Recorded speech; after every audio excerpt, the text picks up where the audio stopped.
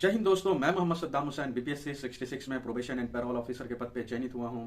तो आज मैं आपको कुछ अपनी आप बीती बताऊंगा, जो स्टोरी मेरी रही, यहां तक का सफ़र कैसा रहा। जिस तरह से ये आपने थंबनेल देखा कि मैं 2 बार दरोगा में फेल रहा, उसके बाद पहले ही अटेम्प्ट में बीपीएससी में 164 रैंक ला के प्रोबेशन एंड पैरोल ऑफिसर के पद पे चयनित हुआ। तो मैं आपको बताऊंगा अलग अलग वीडियो में कि किस तरह से कौन सी बुक फॉलो की जाए, क्या स्ट्रेटेजी फॉलो करना चाहिए, किस तरह से स्कोर लाया जाए, सेफ स्कोर कहाँ तक रहेगा।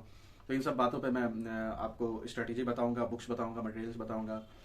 तो जहाँ तक के सवाल है दरोगा का, तो 2 बार दरोगा का एग्ज़ाम दिया, एक 2446 और 2213। 2446 में एग्ज़ाम मेरा पहला जनरल कंपटीशन था।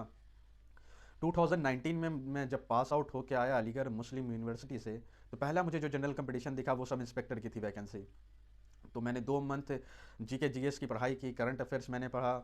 उसके बाद मैंने पहला अटेम्प्ट लिया दरोगा में। तो दरोगा में पहला अटेम्प्ट लिया और फॉर्चुनेटली मैं पीटी क्वालिफाई कर गया। फिर मैंने मेंस की तैयारी की, मेंस भी मैं क्वालिफाई कर गया। लेकिन जब रनिंग का टाइम आया, मतलब रनिंग मैं थोड़ी बहुत कर रहा था, उस रिगरस स्पीड से जो कहा जाता है फुल टू फोकस करके रनिंग मैंने की नहीं। क्योंकि मुझे लगता था कि मैं जब बॉडी बिल्डिंग करता हूँ तो दौड़ भी लूँगा, लेकिन दौड़ थोड़ा अलग होता है। दौड़ के लिए आपको पूरी प्रैक्टिस करनी पड़ती है, साल भर मेहनत लगता है उसमें। साल भर की मेहनत रहती है तभी आप दौड़ पाते हैं। क्योंकि आपको 6.5 मिनट में 1600 मीटर की दौड़ कंप्लीट करनी होती है। अगर 0.1 सेकंड से भी आप रह गए तो आप डिस्क्वालीफाई हो जाएंगे। तो बहुत ही मेहनत करना पड़ता है। मैंने भी मेहनत किया, जैसा कि आप ये वीडियो देख रहे हैं, कभी बालू पे दौड़ना, कभी पत्थर पे दौड़ना, कभी सड़क पे ऐसे ही दौड़ते रहना। तो मैंने बहुत ही मेहनत की, हर जगह मैंने कोशिश की, प्रैक्टिस किया। सुबह उठ के, ठंड हो, गर्मी हो, बरसात हो, हर मौसम में मैंने दौड़ा। लेकिन बात ये थी कि किस्मत में अगर नहीं लिखा होता है तो बिल्कुल आपको नहीं मिलता है वो। तो फाइनली जब रनिंग का टाइम आया तो रनिंग के टाइम ऐसा हो गया कि वहाँ अनाउंसमेंट हो रहा था कि अगर किसी को मेडिकल प्रॉब्लम है, अगर वो दौड़ नहीं पाएंगे तो बिल्कुल वो मेडिकल लगा दें, उनका डेट एक्सटेंड हो जाएगा, आगे बढ़ा दिया जाएगा। तो मैंने भी ऐसा ही कहा किया। मेडिकल मैंने पहले ही बना लिया था क्योंकि मेरे पैर में दौड़ने की वजह से कुछ प्रॉब्लम हो गई थी।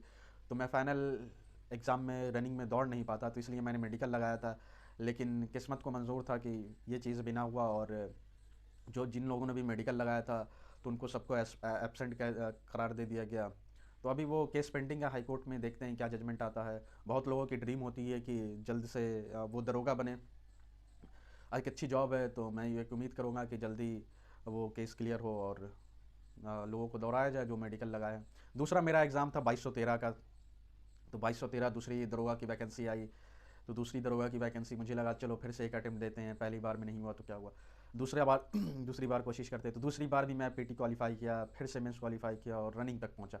इस बार भी किस्मत को मंजूर नहीं थी बात चीज़, और मैं इस बार मैंने मेडिकल नहीं लगाया, और ऐसा प्रोविज़न भी नहीं था कि आप मेडिकल लगाइए।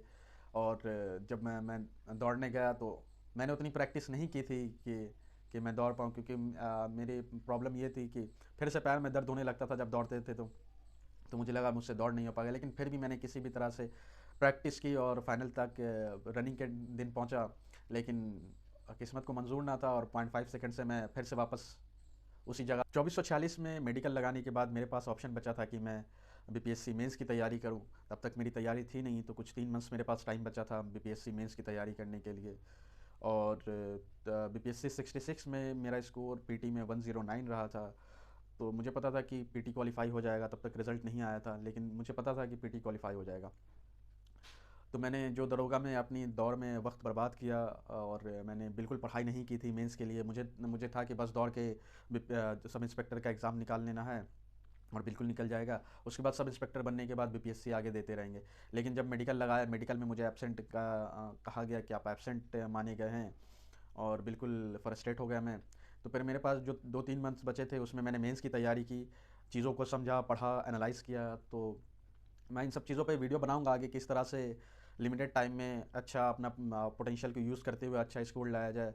क्योंकि अगर आप प्रीवियस ईयर के क्वेश्चन को ही एनालाइज करते हैं, सिलेबस के अकॉर्डिंग पढ़ते हैं, तो बिल्कुल आपका सिलेक्शन होगा। हर एग्ज़ाम का अपना एक पैटर्न होता है, तो उस पैटर्न को आप अगर समझेंगे तो बिल्कुल आप सिलेक्शन आप ले पाएंगे और अच्छा स्कोर कर पाएंगे।